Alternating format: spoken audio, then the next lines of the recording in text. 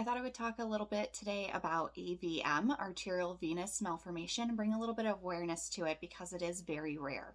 It is a abnormal connection between arteries and veins, and it's most commonly found in the brain and spine.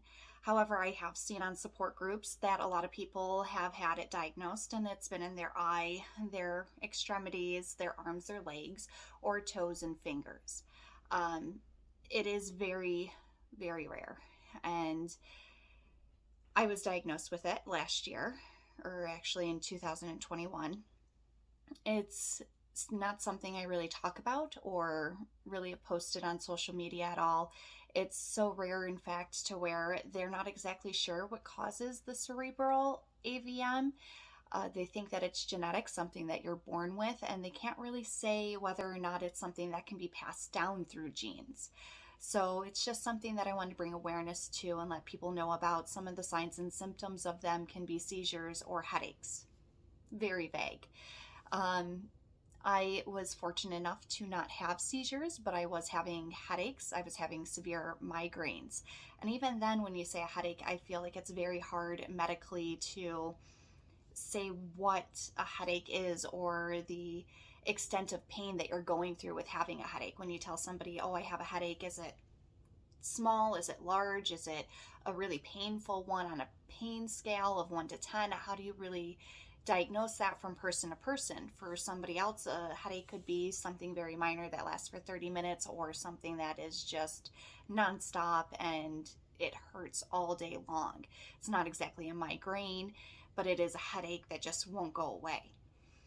So for me, always having chronic migraines and always having chronic headaches, it was kind of normal for me to just, oh, I have a headache. And at some point, you gain a pain tolerance to having chronic headaches and chronic migraines. For somebody else, what might be crippling at this point, because you have them for so long, it's just something that I can function with. So when I was diagnosed with an AVM, I was very surprised.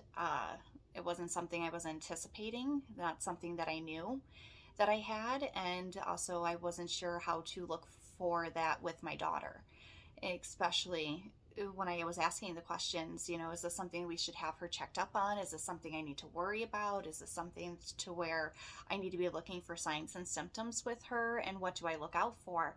And I really wasn't given many clues other than seizures if she's complaining of headaches. And when she hits the age of 16, it wouldn't hurt to have her have a head scan. And I already let her pediatricians know this, and they're prepared for when she turns 16 to have her go in for a head scan and have that done for her. If she were to be having seizures, and that's something that they would do earlier on, of course. But as of right now, as long as she's okay, it's still a good thing to have her get checked out later on at 16 years old. But AVMs, they're 1 in a million. That's what I've been told, and it's very rare. Normally, it's not caught until somebody has a stroke or an aneurysm, and then it is diagnosed for the AVM, and it's extremely rare to diagnose an AVM before somebody has a stroke or aneurysm.